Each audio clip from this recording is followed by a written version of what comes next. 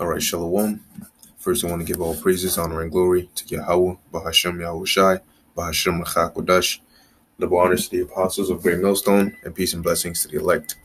Um, I want to do this video, okay, just as you can see in the title, okay, tracing or how to trace or find out, linking the so-called Caucasian race or the so-called white race, all right, with the Edomites of the Bible, okay? And so we're going to use the scriptures, all right, to pinpoint and identify who they are today. And I have a couple of precepts lined up here, so those will I just go through it and explain it. And then you can see that we're not just making things up. You have people that say that the Edomites are done away with and all that. But after we go through it and you see how they are, all right, the so-called Caucasians or, so-called white race today, you'll understand why, we refer to them as Edomites. Because according to the Bible, they go back to Esau, Edom. All right. So we're going to start off with this. This is Genesis chapter 36, verse 1. And this is also good knowledge to have, all right, in case you are approached with that kind of question, all right, knowing how to, link it, all right, or how to explain it with the precepts, so you're not just parroting or you're not just saying it, but you know how to prove it. All right. So this is Genesis chapter 36, verse 1. Now, these are the generations of Esau, who is Edom. Okay, so Esau, Edom. All right, Esau is the man, Edom is the nation. Okay, because they came from Esau. All right, just like Jacob, whose name got changed to Israel. All right, is our forefather. All right, and then you have the Israelites, or the nation of Israel. All right, so you have the Edomites that come from who? Esau. Okay, so I'm gonna jump down here. Actually, I'll read verse 2 and then I'll jump down. Esau took his wives of the daughters of Canaan, Adah, the daughter of Elon, and the Hittite, and Ahilobamah, the daughter of Anah, the daughter of Zibeon, the Hivite. And I'm going to jump down to verse 12. And Timnah was concubine to Eliphaz, Esau's son. All right. And she bare to Eliphaz Amalek. These were the sons of Adah, Esau's wife. Okay. So Amalek is who? The son of Eliphaz, who is the son of Esau, meaning Amalek, the man Amalek is the grandson of Esau. Okay. Now, from these men, you have nations, their descendants. So anybody who's a descendant of Amalek is a descendant of Esau, meaning they would be an Edomite. Okay. So now let's travel on here. All right. This is 1 Samuel chapter 15, verse 8. It says, and he took, matter of fact, I'll start at, I'll start at verse 7, 1 Samuel 15 and 7, just to get to the point. And Saul smote the Amalekites from Havilah until thou comest to shore that is over against Egypt. And he took Agag, the king of the Amalekites, alive, and utterly destroyed all the people with the edge of the sword.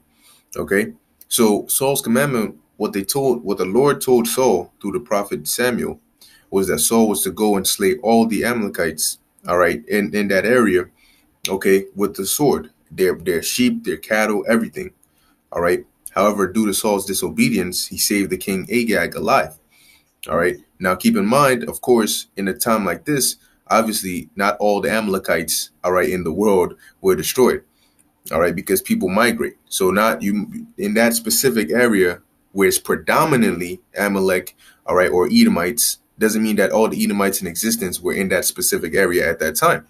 All right. And it doesn't mean that, hey, you might have had some of them that might have fled or might not have been at that specific area at that point in time. Nonetheless, you had Amalekites that are still alive after this event took place.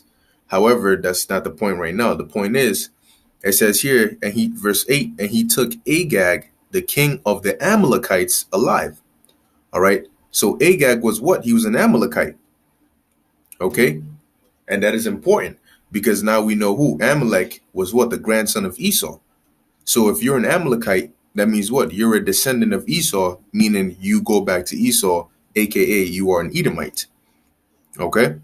So now let's jump on. So this happened in the Old Testament. Okay. But let's move on and see. Okay. Showing you also that, not all the Amalekites got destroyed, because now we're going to jump. This is Esther, all right, chapter 3, verse 1. Okay. Now, mind you, the time of Samuel, all right, that's boy, that's during the time of war. That's even before David, okay? When Saul got this commandment. That's even before David, all right? And now you had David, and then you had the nation got split, and then you had the Assyrians and then the Babylonians, and now we're in the Persian captivity. So right now, what we have going on in the time of Esther, we're around what, like the 400 BC area. So that's a good long time. Okay. So it says, after these things did King Ahasuerus, all right, also known in history as Xerxes the first, all right. Um, After all these things did King Ahasuerus or Xerxes promote Haman, the son of Hammedatha, the Agagite, all right, or Agagite, whatever you want to call it, and advanced him and set his seat above all the princes that were with him.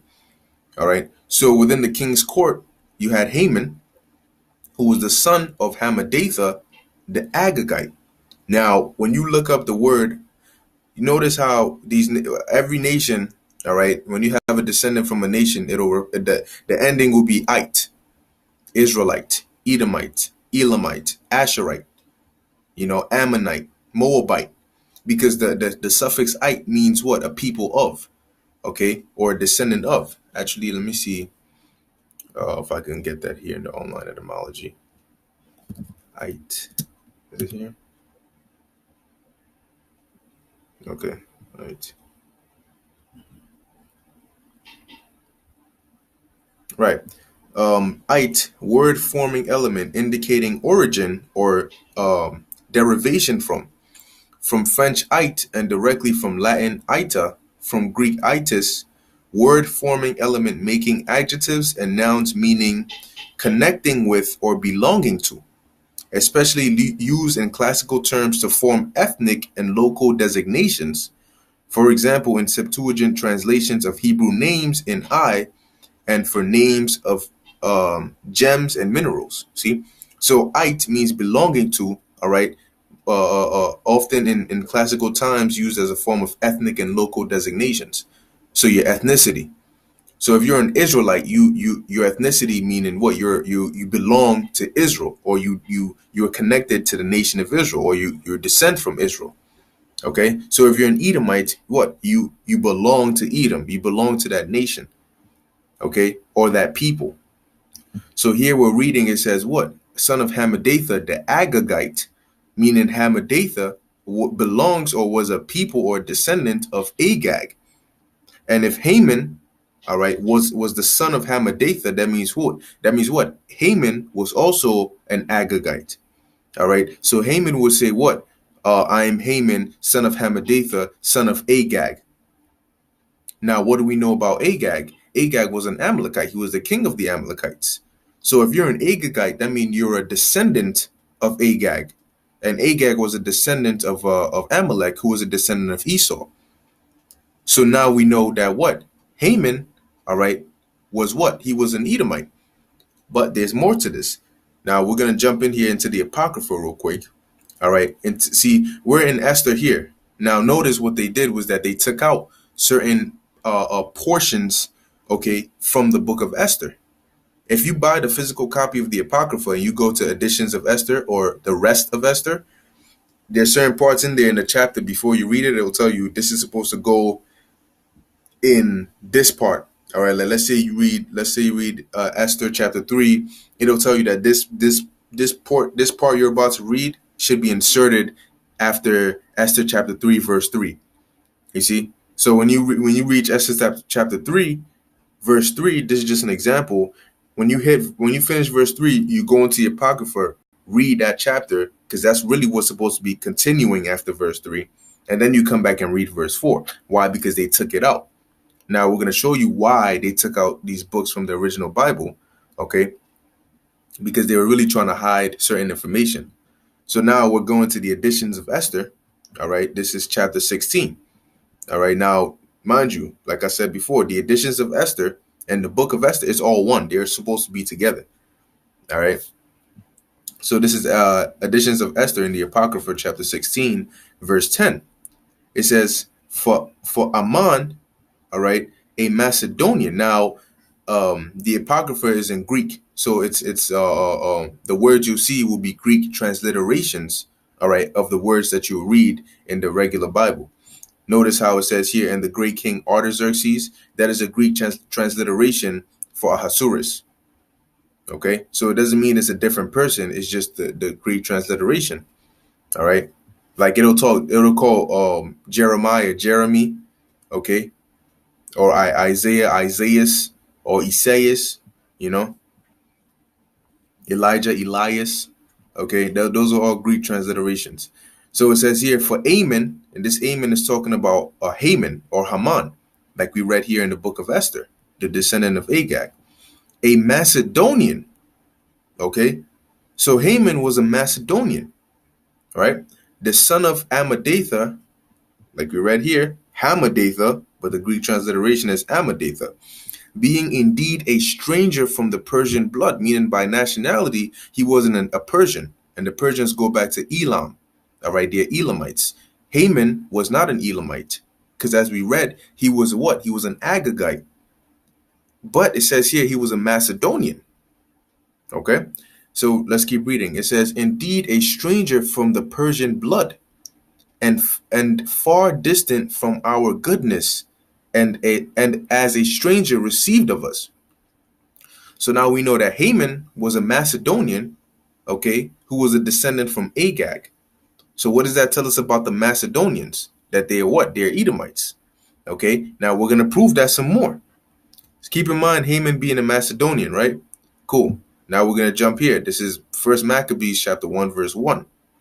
And it happened that after that, Alexander, son of Philip, the Macedonian, who came out of the land of Kittim, had smitten Darius, king of the Persians and the Medes, that he reigned in his stead, the first over Greece. This Alexander is talking about Alexander the Great, as you will read about in history. All right, and when you look it up, he did defeat Darius III, all right, king of the Persians. Okay, and that's when he took over the Medo-Persian Empire. All right, when the Greeks took over. All right around what, 334 BC-ish. Okay, but notice it says, okay, so, and it says he was from the land of Kittim, which would be modern day Cyprus, right? So it says Alexander was a Macedonian, but who else was a Macedonian? Haman. Okay, so that means that Alexander and Haman were of the same stock. They were the same people. They were both Macedonians. Okay, because if Alexander's a Macedonian and Haman is a Macedonian, what does that tell you about Haman? Haman was an Amalekite who was an Edomite. That means Alexander was an Amalekite who was an Edomite. Okay, now we're going to find out who the Macedonians were. Okay, because what was Alexander known for? Alexander the Greek. Okay, because the Macedonians were Greeks. And we know that the Greeks today are who? Caucasians, Edomites. All right. So this is Macedonians, Greeks. It says Macedonians are a regional and historical population of ethnic Greeks inhabiting or originating from the Greek region of Macedonia in northern Greece, which incorporates most of the territories and the two capitals of the ancient kingdom of Macedonia. Today, most Macedonians live in or around the regional capital city of Thessalonica and other cities and towns in Macedonia, Greece, while many have spread across Greece and in the diaspora. Okay, so if we were to put this all back together to tie it in, because I know it's a lot of jumping around and a lot of linking, okay, but we know that the Greeks, all right, who today are Edomites or so-called Caucasians. Greeks are, to put it plain, Greeks are so-called white people. When you think of the Greeks, that's who you think of. Now, don't get it twisted. You have Israelites, all right, even going back to the Spartans, okay, the Lacedaemonians, the 300, okay, they were Israelites that were what, living amongst those Greeks, thinking they were Greeks. Because remember, Israel has been scattered throughout the whole earth, but nonetheless, the Macedonians are predominantly Greeks. We know the Greeks are Edomites or so-called white people, right? So now let's trace that back. If you have a Caucasian that goes back to the Greeks, And the Greeks go to Greeks are who? Macedonians, right? So when you trace it back, who was a Macedonian? Alexander. Who else was a Macedonian? Haman. So that means what? Haman was a Greek. And in today's day would be what? A so-called white person or Caucasian. But who does Haman go back to? Haman goes back to Agag. Who does Agag go back to? Agag goes back to Amalek.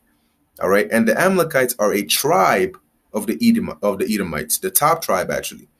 Just like in the nation of Israel, you have Judah, Benjamin, and Levi, which are different tribes, and Judah is the head tribe. Amalek is the head tribe of the nation of Edom.